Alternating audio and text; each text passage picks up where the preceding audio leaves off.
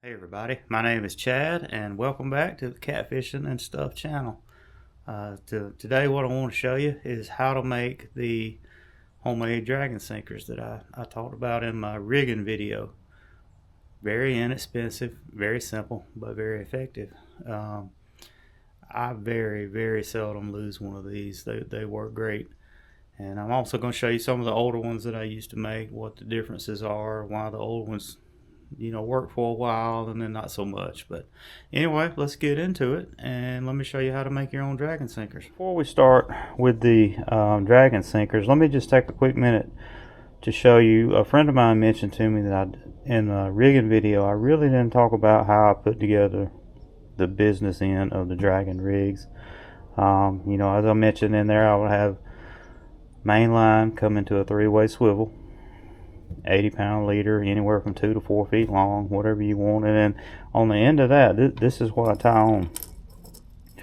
I'll have a barrel swivel, plastic bead, a little plastic rattle. Sometimes I don't even put that on there. I don't know if that helps or not. I don't think it hurts nothing, but I don't know if it helps anything either. Then I've got the float, and you come on down 5-6 inches, first hook, and then this is a double rig, and then the second hook. Also, he mentioned to me that I didn't finish talking about tying the double hook rig. After you make your first snell, and I mentioned you want to give yourself a good long leader, you're going to start off and run your second hook up the line to about 3 inches from the back of the first hook and start your knot right there. Start tying it right there, and then once you cinch it down, that's going to give you about a 5-inch gap between your hooks, which I only use this on small skipjack, so they're going to be about like this when they're in the skipjack on a double hook rig for me. Yours may be different, but this is just the way I do it. But anyway, that's how you finish the double hook rig. Tie the same straw snell on the second hook just like you did on the first one, and that's how you do that. Then again, on the single hook, same thing, little plastic bead coming off a swivel. All this is 80-pound.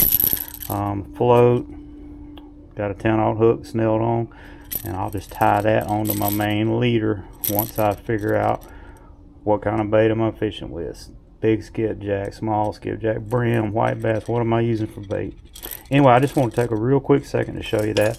And I always keep a bunch of them pre-tied, so when I'm out on the water, these are ready to go. I'm not sitting there tying anything. If something happens, I got a bag full of them to reach in and get me out a fresh one and tie it on and keep it moving. Anyway, all right, we just want to show you that. All right, now as far as the dragon sinkers, here's what I got. These are 6 ounce. These are 4 ounce. This is pretty much all I ever use. Around where I live, Lake Oconee and Sinclair, I'm usually dragging these 4 ounces. Up on the Tennessee River, I like these 6 ounces. Seem to do better for me to keep, because I always want that bait on the bottom. You don't want it up in the water column, or you might catch a fish once in every blue moon, but not many. So with that, this is the way I do them now. This is how I used to do them. Now these work, but they were very expensive to make, and they only work for a little while. As you can see, this is one that I never used, brand new. And I've got just a piece of tubing that I put shot in, number 8 shot, and then I would just seal them up on the ends with silicone. And then up here on this end, I would heat shrink in a swivel to give me a place to tie on. And as long as this had air in it, they worked fine because they had a little bit of buoyancy. But what happened, as you can see with this one, they leaked. The silicone would leak, fill up with water, and then it has no buoyancy, and you're dragging straight across the bottom, and it hang on everything it came across. So with the cost of making them, and they only work for a little while, I abandoned that idea, and I moved on to what I'm using now, which is, they're great. Knock on wood, I don't hardly ever lose one. So let me show you what we got as far as what you need to make those, and we'll get into it. So what I use for these is this 3/8 heat shrink, and I bought a big roll of this. and all these came out of one roll of this. This is all I got left, and 3/8 heat shrink. And I also bought this stuff here. It's a closed cell foam, and what's the actual? It's called caulk saver foam, 3/8 inch.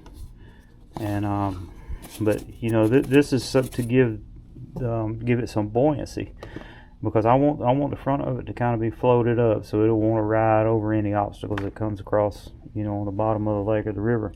All right, so here's what you're going to need to make the dragon sinker. You're going to need your piece of heat shrink. I've already got it cut to the same length that I use on the 6 ounce.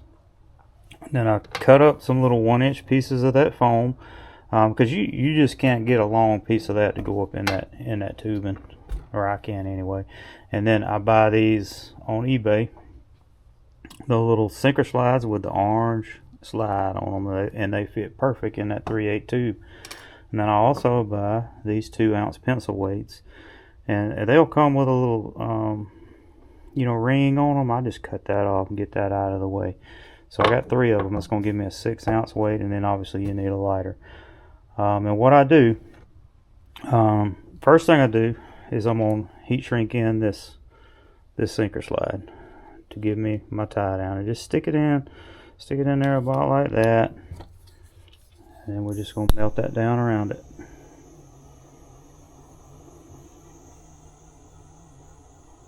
Just like that. Let it form up on it.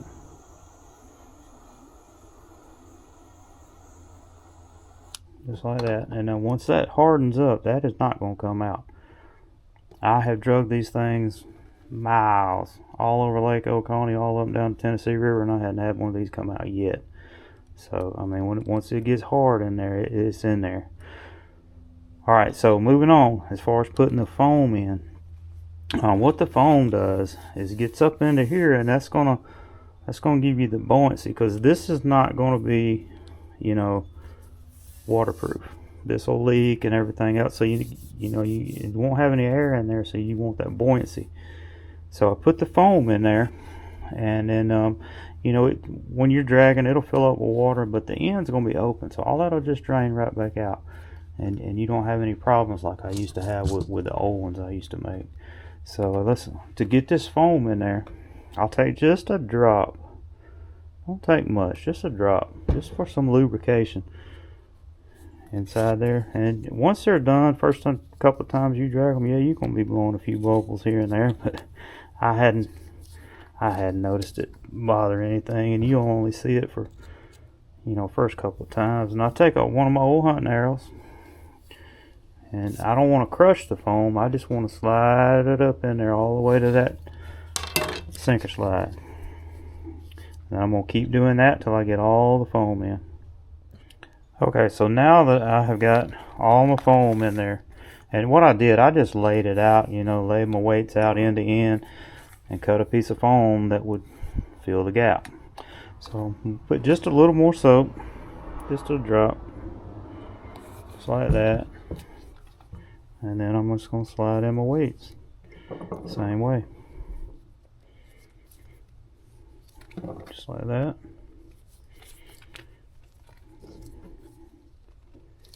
And then I'm just going to melt that end down same way. Once this hardens up, those weights are not coming out,